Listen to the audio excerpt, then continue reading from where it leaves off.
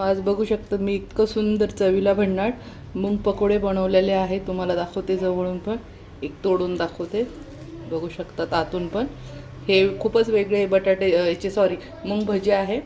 तर चला तर मग झटपट आपण वेळ न वाया घालवता रेसिपी पाहून घेऊया. ही मुगाची डाळ भिजवली, अर्धी मी दळून घेतली. यात फक्त हिरवी मिरची टाकून आणि दळून घेतलेली आहे आणि ही थोडी काढून ठेवलेली आहे. चला तर मग आता एका भांड्यामध्ये आपण काढून घेऊया.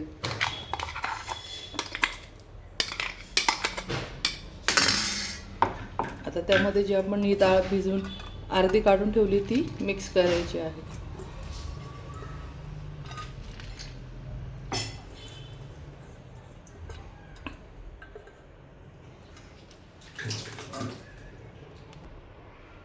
अशा पद्धतीने बटाटे किसून घ्यायचे आहे सर्व.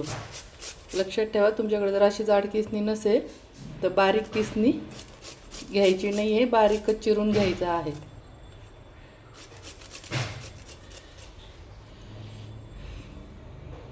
आता दुसरा पण बटाटा किसून घेते. आता यामध्ये कोथिंबीर टाकून घ्यायची आहे.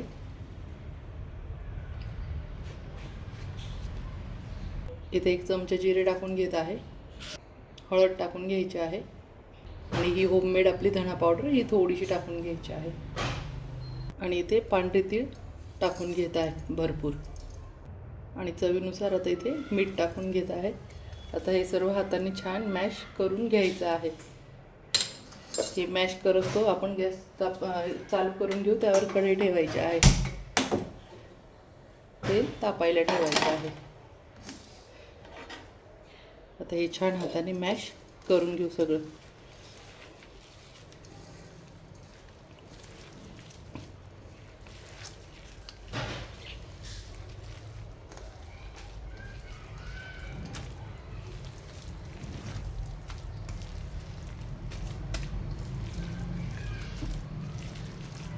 आता हे छान मॅश करून झालंय.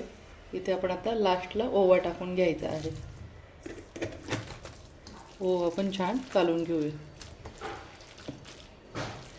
ओवा सगळं हे मॅश केल्यानंतरच टाका, अगोदर टाकू नका.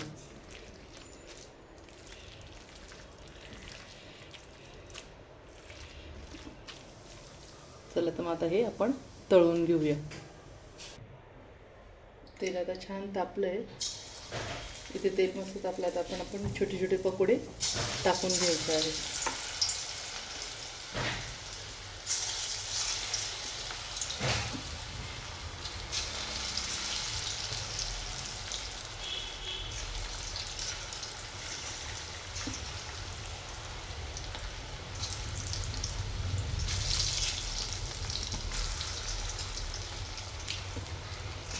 आता हे 2 मिनटं हात लावायचे नाही, छान सेट होऊ द्यायचे. त्यानंतर ते आपण थोडेसे झाऱ्याने हलवून घेऊया. चला तर मग आता आपण पकोडे परतून घेऊया. मस्त बघू शकता किती छान झालेले आहे.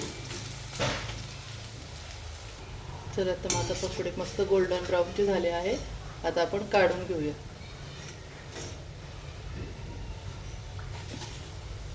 मस्त बघू शकता किती छान झालेले आहे.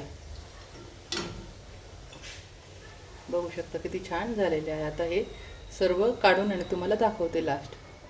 मस्त मैत्रिणींनो, हे झाले आपले मूग पकोडे. याच्यात आता मस्त असा चाट मसाला टाकून घ्यायचा वरतून.